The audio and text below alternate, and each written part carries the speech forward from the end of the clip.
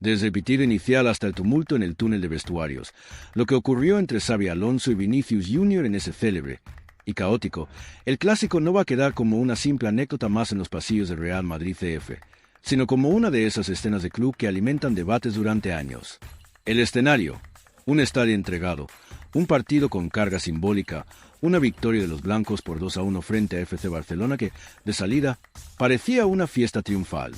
Pero la chispa surgió cuando el brasileño, clave en la ofensiva del equipo, fue sustituido en el minuto 72 por decisión de su entrenador, generando un estallido que resume y encarna una tensión subyacente que venía fermentando desde hace semanas. Vinicius, de 25 años, había sido titular, había generado peligro, había hecho lo que se esperaba de él, desequilibrar. Y sin embargo, al ver el cambio, reaccionó con un gesto que no pasó desapercibido. Miró al entrenador, caminó directo al túnel. El silencio se hizo incómodo. Los focos se giraron hacia y su cara reflejaba una mezcla de incredulidad, fastidio y una rabia bronca, aunque contenida, que decía más lo que cualquier palabra podría expresar. A los pocos días, pidió disculpas al club, a sus compañeros, al presidente, pero curiosamente omitiendo nombrar a Xabi Alonso por su nombre. Ese detalle explotó las especulaciones. ¿Era solo una explosión de ego en un momento inoportuno o estaba aquí gestándose un problema mayor de gestión de plantilla, respeto y jerarquía? Para entender la magnitud del hecho hay que retroceder unos metros. Real Madrid había arrancado la temporada con nuevos aires bajo la dirección de Alonso, quien venía con ganas de implantar su estilo, de marcar reglas distintas, de no dejarse llevar por la euforia del momento. Y Vinicius, por su parte, aunque sigue siendo una de las figuras más brillantes del equipo, no había completado muchos partidos enteros en lo que iba de temporada. Fue sustituido en 10 de los 12 primeros encuentros de la liga y partió desde banquillo en los otros 2, a pesar de su rendimiento ofensivo destacado. Esa estadística convertía cada cambio en un foco de atención y cada sustitución en altavoz para la prensa, para los aficionados y para el propio jugador. Cuando el futbolista vio que su minuto 72 fue el arrogante punto final del desencuentro ante el Barça, la escena se volvió simbólica. No ganó solo el partido quien se lo ganó. También se abrió una grieta entre entrenador y estrella que, de ignorarse, puede convertirse en fractura. Según fuentes internas, cuando se le preguntó al técnico sobre si habría sanción para Vinicius, la respuesta fue clara: no habrá sanción. Incluso, el asunto está cerrado, dijo Alonso, tras una reunión el miércoles posterior al clásico. Pero la palabra sanción aquí no lo es todo. Lo que se disputa es la gestión del egocentrismo, de la jerarquía, del vestuario, de la manera de motivar o domesticar a individuos con talento abrasador. ¿Por qué importa esto? Porque en un club de la magnitud del Real Madrid, donde hay más exigencia que aire en altura, donde ganar no es un logro sino la obligación del lunes al domingo, las tensiones internas pueden tener tanto peso como los partidos en sí. El hecho de que el entrenador omitiese mencionar directamente el nombre de Vinicius en su rueda de prensa posterior, al elogiar su disculpa como muy valiosa, genera un mensaje doble, uno externo para la prensa y la afición y otro interno para el vestuario. El mensaje externo: no romperemos la unidad. El mensaje interno: aquí no hay intocables. Y eso para un jugador que siente que merma su protagonismo, que no arranca los 90 minutos y que ha visto que su conexión ofensiva con otro atacante estrella parece revalorizarse, es combustible para el descontento. El inicio de todo este episodio puede parecernos casi trivial, un cambio. Pero cuando se trata de un equipo donde la mínima señal se analiza en HD y donde los símbolos pesan, la camiseta blanca, la historia, los títulos, el nombre Real Madrid, la sustitución se convierte en metáfora. Sustituyes a tu mejor jugador y dependes de que ese jugador acepte que su momento en el tapete está condicionado a otras reglas que no solo atañen al rendimiento puro. Y Vinicius lo aceptó pocas veces esta temporada. Buen número de asistencias, buen nivel, impacto visible, pero menos minutos. ¿Se trata de una cuestión táctica? ¿De gestión de cargas? ¿De ego? Probablemente una mezcla de todo. Pero ojo, no todo es enfrentamiento ni ruptura. El entrenador, obligado a mediar entre los caprichos de un club que exige y el talento de un jugador que deslumbra, pretende dejar claro que no busca protagonismo individual sino colectivo, que el grupo manda. Y mientras tanto, Vinicius, con su origen humilde, con su ascenso meteórico y con esa cintura de samba y velocidad que derrumba defensas, siente que todavía está en deuda con la confianza que el club depositó en él, y que él ha acompañado con goles y regates. Ese contraste entre lo que ha demostrado y lo que se le deja hacer genera fricción. Si lo pudiéramos comparar con algo de fuera del fútbol, sería como un orquestador que espera un solo de violín virtuoso y le dice al violinista que lo tendrá.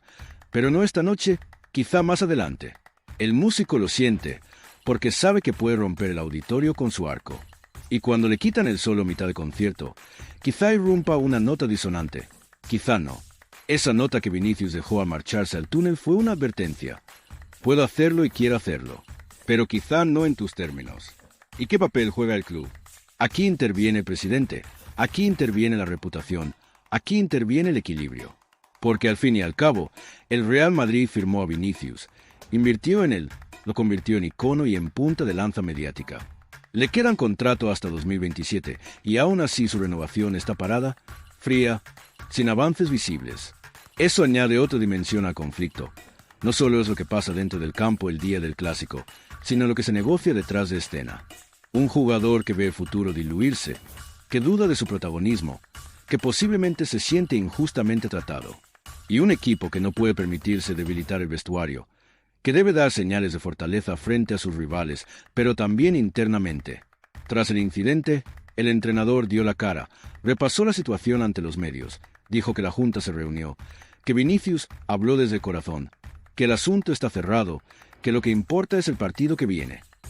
Fue un mensaje diplomático y firme, pero los lentes del mundo del fútbol escucharon también aquello que no se dijo. Y un silencio puede ser más elocuente que un discurso. ¿Realmente se cerró algo? ¿Puede cerrarse algo que implique emociones y egos en ebullición? Tal vez. Pero medias, y eso es suficiente para que el problema persista. Desde entonces han llegado otros choques menores. El brasileño tomó un penalti cuando no estaba previsto y lo falló. La mirada del entrenador en el banquillo no pasó desapercibida. El mensaje fue lo suficientemente claro como para que todos lo vieran. Las normas también importan. El entrenador dijo, sin señalar directamente al jugador, que le gustaba cuando marcaban los penaltis. Otro gesto simbólico, otro punto de fricción. Esto confirma que no se trataba del cambio del clásico en sí, sino de un modelo de relación, de autoridad, de protagonismo. Vinicius no llevaba meses sin entrar en la alineación, llevaba meses viendo que su rol estaba condicionado. Y eso duele, incluso cuando estás ganando. Y es que ganar no lo es todo si el jugador que te puede llevar al césped se siente desplazado. Porque en el fútbol moderno, el talento reclamado tiene memoria. No basta con que marques el gol, basta con que sientas que tu entrenador cree en ti. Y Vinicius, con su sonrisa expansiva antes del partido, con su descaro en el regate, con ese quieme para que aún resuena en el Bernabéu, probablemente sintió que esa creencia se estaba agrietando. ¿Qué efectos puede tener esto sobre el equipo? Primero, un desconcierto táctico. Si un entrenador teme que el jugador se desconecte, puede limitar sus minutos o modificar su posición, y eso cambia la química del ataque. Segundo, una sensación de amenaza. Cuando un jugador estelar se siente poco valorado, su motivación puede disminuir. Su entrega puede cambiar con fuego a con resentimiento. Tercero, en el vestuario también se observa. Si a él le puede levantar la mano, a mí también. Y entonces aparece un aura de inseguridad que no se puede permitir en un club de élite. Por si fuera poco, el club ha detenido las negociaciones de renovación con el jugador. Eso dice mucho. Si un jugador siente que su futuro no está asegurado y que no es prioridad absoluta para su club, puede empezar a mirar hacia afuera. Puede empezar a plantearse que sus mejores años se están gastando sin que le confirmen que será la piedra angular del proyecto. Y en ese punto, el Real Madrid tiene que decidir si el conflicto lo gestiona o lo ignora hasta que se haga un problema mayor. Ahora bien, la versión oficial es que no habrá sanciones. Eso suena conciliador, pero también es parte de un mensaje interno. No queremos desgastar el entorno. Pero no sancionar no significa no haber dicho algo. Porque la sustitución del clásico y la reacción del jugador ya fue por sí un mensaje. Y como en el ajedrez, a veces el jaque no es visible, pero la amenaza existe. Y el jugador lo sabe y el entrenador lo sabe. Entonces, ¿por qué digo que la brutal sanción del título no es exacta? Porque no hubo sanción formal. Pero si hay una sanción simbólica, estructural, la pérdida de esa comodidad que se da al talento sin control, la exigencia de que todo el mundo acepte el sistema, las rotaciones, las decisiones que quizá no favorecen al jugador, pero sí al técnico y al colectivo. Esa lógica es tan brutal como una multa de dinero para el fútbol moderno. Y si eso sucede, el mensaje es poderoso. En el Real Madrid ya no basta con ser estrella. También hay que someterse al proyecto. Aquí es donde entra llamado a ti, espectador, al seguidor intenso de fútbol. Si ya estás flipando con esto, suscríbete, que lo que viene es aún más fuerte. Porque el siguiente capítulo de esta historia incluirá cómo se desarrolla la temporada, cómo se posiciona el jugador, cómo responde el entrenador y cómo se dirimen las negociaciones. Dale al botón de suscribirte, que esto no lo verás en ningún telediario, pero aquí lo tienes al detalle. De momento, el entrenador ha dicho que Vinicius está muy centrado, muy motivado. Pero eso fue la semana que siguió al Clásico. Ahora toca ver si esa motivación resiste el día a día, los entrenamientos repetidos, los minutos que no llegan, los cambios que siguen viniendo, la presión de un club que no da segundas oportunidades. Y mientras tanto, el jugador tiene que decidir si acepta el rol que le imponen o empieza a plantearse alternativas. Porque en el fútbol moderno los talentos se mueven rápido, y los clubes también. En un club grande, los egos son inevitables. Gestionarlos es lo verdaderamente destacable. Y en esta historia entre Alonso y Vinicius hay todos los ingredientes: el talento que amenaza, el entrenador que decide, el club que soporta, el público que observa y el rumor que crece. Lo que hace que esto no sea solo una anécdota de vestuario, sino una señal de cambio en la cultura de un club que ha hecho de la estrella su emblema durante décadas. En el fondo la pregunta es simple: ¿puede un entrenador implantar autoridad cuando trabaja con jugadores que creen que su protagonismo está garantizado?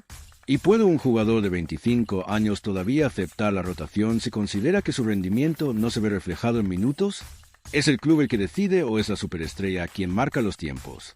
Cada respuesta lleva implícita un coste. Y mientras todo eso se resuelve, el equipo sigue. Porque sí, el Real Madrid ganó ese clásico 2-1, avanzó en la liga, mantiene su posición de privilegio. Pero una victoria no tapa grietas. Y eso tal vez lo más preocupante para el club: que la maquinaria siga rodando, pero que en su interior haya ruedas que chirrían. El día que el ruido interior supera el rugido exterior, será una crisis muy diferente. Para Antón Meana, periodista de la cadena SER, Vinicius no está contento con Xabi Alonso y piensa que es injusto con él.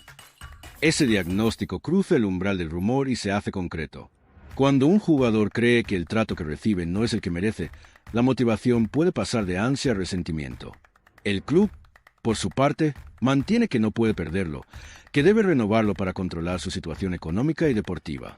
Es decir, quiere retenerlo, pero sin otorgar la aparente prioridad. Esa contradicción es el terreno perfecto para que los problemas germinen. No se trata solo de individualismo, sino de proyecto. Para Alonso el mensaje debe ser claro: aquí manda el equipo, no las individualidades. Pero para Vinicius el mensaje parece menos evidente: aquí puedo hacer mucho, pero quizá no tanto como yo creo, y quizá con menos certezas de lo que pensaba. Esa tensión se convierte en combustible para la narrativa, pero también en riesgo para la armonía. Entonces, ¿qué puede pasar ahora? En el mejor de los casos, que se solucione, que el jugador acepte el rol, que el entrenador le dé confianza, que se alcance una renovación y que vuelva el entendimiento. En el peor, que el distanciamiento crezca, que los minutos se reduzcan, que la presunción de salida se refuerce y que el club tenga que actuar en el mercado. Y claro, para un club que no quiere mostrarse débil, cada uno de esos caminos es incómodo. Quizás la historia termine con Vinicius convirtiéndose en la gran figura del equipo, justificando sus minutos, aceptando paulatina pero audazmente el modelo de Alonso. O quizás termine con él marchándose, dejando al club un titular más en la sección de cómo gestionar bien un talento que decidió que tenía más protagonismo que el sistema. Y el club tendrá que mirar atrás y preguntarse: ¿qué falló? ¿Qué señal dejamos que fuese más fuerte que la camiseta? De cualquier modo, no te vayas. Esta historia tiene capítulos y tú querrás estar al tanto. Suscríbete ahora, activa la campanita, porque cuando todo explote, y créeme, puede que lo haga, aquí estaremos para contártelo con precisión y sin florituras. Y mientras tanto, recuerda que el fútbol no es solo goles, no solo victorias. Es psicología, es gestión, es poder y a veces es silencio tras una sustitución. El desenlace estuviera cargado de tensión o de reconciliación. Lo que está claro es que el episodio del Clásico no será olvidado pronto, porque ocurrió en mayúsculas, porque involucró a dos personajes gigantes: un entrenador que ganó todo como jugador y que llega con autoridad, y un delantero que tiene en su regate su marca de fábrica y en su sonrisa su carta de presentación. Porque ocurrió ante millones, bajo focos, con la presión del ganar siempre sobre sus espaldas. Y porque dejó un mensaje para el vestuario, para los aficionados, para el fútbol moderno. En el Real Madrid incluso las estrellas deben saber cuándo ser parte del sistema y cuándo intentar reinventarlo. Al final, lo que quede de esta historia dependerá de lo que pase en los días que vienen, de los entrenamientos, de los cambios, de las decisiones. Pero, lo guste o no, hay una cosa que ya cambió: la percepción. Y cuando la percepción cambia en un club grande, el terreno de juego se convierte en otro universo. Porque el talento ya no es solo talento, es política, es narrativa, es símbolo. Y en ese universo, cada gesto, cada cambio, cada palabra cuenta. Y lo que está por venir puede ser lo más interesante. Porque la percepción, en el fútbol de élite, es más poderosa que el propio marcador. Es intangible, pero pesa como el plomo. Y cuando cambia, altera la manera en que todos miran, actúan, se comportan. Un jugador que antes parecía intocable empieza a recibir miradas inquisitivas en los entrenamientos. Un entrenador que antes inspiraba respeto absoluto empieza a despertar dudas o comentarios en voz baja. No hace falta un grito ni una discusión abierta. Basta con un gesto, un silencio más largo de lo normal, un saludo que ya no tiene la misma calidez. Es ahí donde comienza el verdadero cambio, en los matices. En el vestuario del Real Madrid, cada silencio es un mensaje y cada mirada un comunicado interno. Los jugadores lo saben. Algunos se colocan del lado del técnico, defendiendo su autoridad. Otros sienten empatía por el jugador, porque entienden la frustración de ser sustituidos cuando uno siente que puede dar más. Son dos verdades que coexisten sin anularse, y en un club como el Madrid, las verdades parciales se vuelven rumores y los rumores, titulares. Lo peligroso no es el enfado del momento, sino lo que ese enfado simboliza, la posibilidad de que el equilibrio interno se resquebraje. Dentro del cuerpo técnico, las conversaciones son más pragmáticas. Nadie duda del talento de Vinicius. Lo que se cuestiona es el cómo. Cómo se le gestiona, cómo se le exige, cómo se le mantiene enfocado sin que se sienta prisionero. Algunos preparadores señalan que el jugador necesita sentirse importante todo el tiempo, incluso más allá de los resultados. Otros, más veteranos, replican que eso es precisamente lo que el entrenador quiere corregir. El Real Madrid no puede depender del estado de ánimo de un solo jugador, por brillante que sea.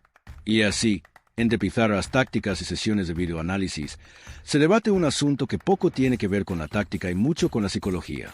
Xabi Alonso, por su parte, no improvisa. Su estilo de liderazgo es calculado, casi quirúrgico. Observa, mide, analiza. Sabe que un gesto fuera de lugar puede incendiar un vestuario tan rápido como una derrota. Pero también es consciente de que ceder demasiado ante una figura mediática puede dejarlo sin autoridad. Es un equilibrio tenso, como caminar sobre un cable de acero con los focos encendidos y la prensa esperando la caída. Lo fascinante y lo inquietante es que parece disfrutar de esa presión, como si su serenidad, su discurso pausado y su manera de mirar a los jugadores fueran su forma de decir: yo controlo esto. Vinicius, mientras tanto, tiene su propio escenario, el entrenamiento. Allí es donde intenta demostrar que sigue siendo el mismo de siempre, vertical, explosivo, impredecible. Pero cada carrera lleva ahora un matiz de reivindicación. Cada regate parece una réplica silenciosa al cambio del clásico. Lo curioso es que sus compañeros lo notan. Algunos se lo celebran con más efusividad, intentando sostenerlo. Otros optan por mantenerse neutrales, evitando quedar en medio. En los grandes vestuarios, las alianzas son volátiles y la prudencia vale más que el talento. Fuera del campo, la maquinaria mediática del club trabaja con precisión suiza. El mensaje oficial es que todo está en calma, que la relación entre ambos es excelente y que la reacción del jugador fue entendida y corregida. Son palabras cuidadosamente escogidas, que no dicen nada y lo dicen todo. Porque si realmente todo estuviera en calma, no habría necesidad de recalcarlo. En la comunicación deportiva, la insistencia en la paz suele ser el síntoma más claro de la tormenta. Mientras tanto, los medios deportivos más cercanos al club han comenzado a moldear la narrativa. Que Vinicius debe madurar, que Xabi Alonso está construyendo un proyecto a largo plazo, que el brasileño debe aprender a manejar sus emociones. Un relato que protege al entrenador, pero que, sin mencionarlo, deja al jugador en una posición incómoda. Es una estrategia vieja pero eficaz. Redefinir la percepción pública para restar legitimidad al impulso individual. Y, curiosamente, lo están consiguiendo. En el entorno de Vinicius, el discurso es distinto. Cercanos al jugador afirman que se siente respetado, sí, pero también malinterpretado.